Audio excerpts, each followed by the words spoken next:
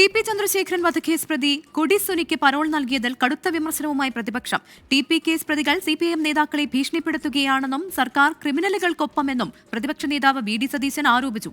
എന്നാൽ പരോൾ അനുവദിച്ച നടപടിയെ പരസ്യമായി ന്യായീകരിക്കുകയാണ് സിപിഎം നേതാക്കൾ. മാതാവിന്റെ പരാതി പരിഗണിച്ചാണ് ടി.പി. ചന്ദ്രശേഖരൻ വധക്കേസ് പ്രതി കൊടിസുനിക്ക് 30 ദിവസത്തെ പരോൾ അനുവദിച്ചത്. തവനൂർ സെൻട്രൽ ജയിലിൽ കഴിഞ്ഞിരുന്ന കൊടിസുനി ശനിയാഴ്ച പുറത്തിറങ്ങിയിരുന്നു. ആഭ്യന്തര വകുപ്പ് അറിയാതെ ജയിൽ ഡിജിപിക്ക് മാത്രമായി പരോൾ അനുവദിക്കാൻ കഴിയില്ലെന്നാണ് ഉയരുന്ന വിമർശനം. വധക്കേസിലെ ഗൂഢാലോചന പുറത്തുപറയുമെന്ന് പ്രതികൾ സിപിഎം നേതാക്കളെ ഭീഷണിപ്പെടുത്തുകയാണെന്ന് പ്രതിപക്ഷ നേതാവ് വി.ഡി. സതീശൻ. ഈ പ്രതികൾ സിപിഎം നേതാക്കന്മാരെ ബ്ലാക്ക്മെയിൽ ചെയ്തുകൊണ്ടിരിക്കുകയാണ്. സിപിഎം നേതാക്കന്മാരെ ബ്ലാക്ക്മെയിൽ ചെയ്തുകൊണ്ടാണ് ഈ ഷെയ്ഡി ആയിട്ടുള്ള എല്ലാ ബിസിനസ്സും ഈ കേസിലെ പ്രതികൾ ചെയ്യുന്നത്. അതുകൊണ്ട് അവർ ചോദിക്കുമ്പോൾ പരോൾ കൊടുക്കുക, അവർക്ക് സംരക്ഷണം കൊടുക്കുക, നിയമം ലംഘിച്ച് അവരുടെ പേര് എഴുതി ചേർക്കുക, എന്നിട്ട് അത് പുറത്തു വിട്ടു എന്നതിൻ്റെ പേരിൽ ജയിൽ ഉദ്യോഗസ്ഥന്മാർക്കെതിരെ നടപടിയെടുക്കുക.